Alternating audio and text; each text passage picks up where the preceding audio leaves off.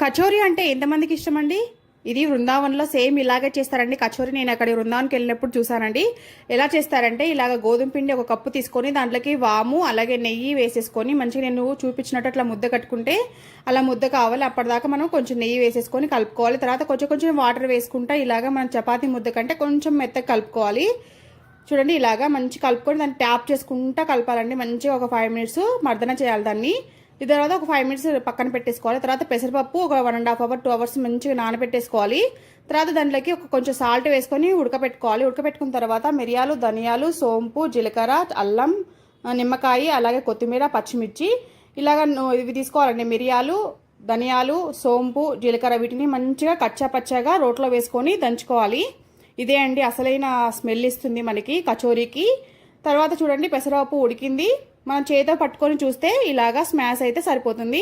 దీనిని మంచిగా వడకట్టుకొని పక్కన పెట్టుకోవాలి. దీనికి నెయ్యి వాడాలండి. నెయ్యి వేసేసుకొని మనం ఇందాక దంచి పెట్టుకున్నదంతా ఇందులోకి వేసేసుకొని ఒక 1 మినిట్ మంచిగా రోస్ట్ చేసుకోవాలి. తర్వాత అల్లం పేస్ట్ వేసుకొని తర్వాత పచ్చిమిర్చి, కొత్తిమీర మీ కారంను బట్టి మీరు వేసుకోండి. నేనైతే కొంచెం కారం తక్కువ వేస్తున్నాను. ఇలాగ వేసుకున్న తర్వాత మనం ముందుగా వడగొట్టి పెట్టుకున్న పెసరపప్పుని ఇలాగ ఇందులోకి వేసుకొని కలుపుతూ ఉండాలి. తర్వాత మనము మసాలా వేసుకోవాలి. ఇందులోకి గరం మసాలా, పసుపు, కారం, తర్వాత నిమ్మకాయ రసం. దీని బదులు నిమ్మకాయ రసం మీకు ఇష్టం లేకపోతే మీరు మామిడికాయ పొడైనా వేసుకోవచ్చు. డ్రై మ్యాంగో పౌడర్ ఉంటుంది కదా అది వేసుకోవచ్చు. లేకపోతే నిమ్మరసం ఓకే అంటే నిమ్మరసం ఒకటి పిండేసుకోండి ఇందులోకి. మీరు పులుపు చూసుకోండి. పులుపు ఎక్కువ ఉండొద్దు, లైట్గా ఉండాలి. తర్వాత సరిపడంత సాల్ట్ కూడా చూసి వేసుకోండి. తర్వాత శనగపిండి కొంచెము ఒక 4 టేబుల్ స్పూన్స్ ఇందులో వేసేసుకుంటే పొడి పొడిగా ఉంటుంది. ఇప్పుడు దీనిని మనము మంచి కలిపేసుకోవాలి. స్టవ్ ఆపేసేసుకున్న తర్వాత పప్పు గుత్తితో ఇలా స్మాష్ చేసుకోవాలి. మరి ఎక్కువ అవసరం లేదండి, ఊరికి అలా స్మాష్ చేసుకుంటే సరిపోతుంది.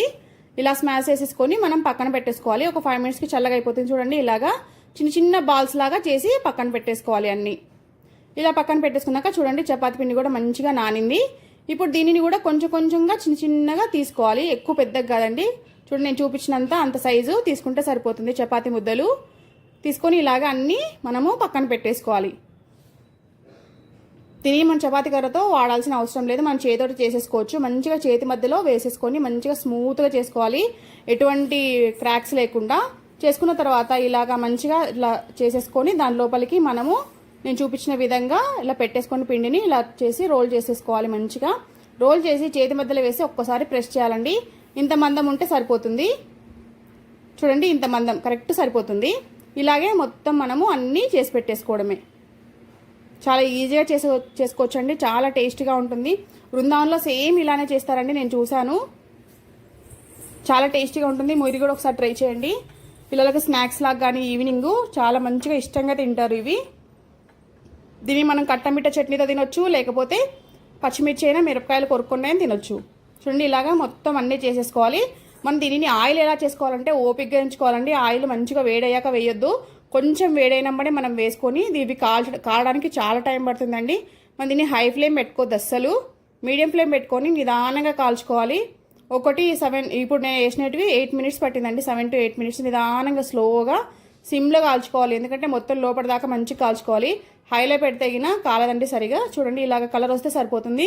ఇప్పుడు తీసి పక్కన పెట్టేసుకోవడమే. మళ్ళీ ఇంకోటి వేస్తున్నా అండి. ఇలాగనే అన్నీ మనము చేసుకునేవన్నీ కాల్చుకోవాలి. చూడండి ఈ కలర్ వస్తే సరిపోతుంది. అంతే అండి. కచోరీ చాలా టేస్టీగా ఉంటాయి. మీరు కూడా ట్రై చేయండి. Thank you for watching. Please subscribe my channel. By by.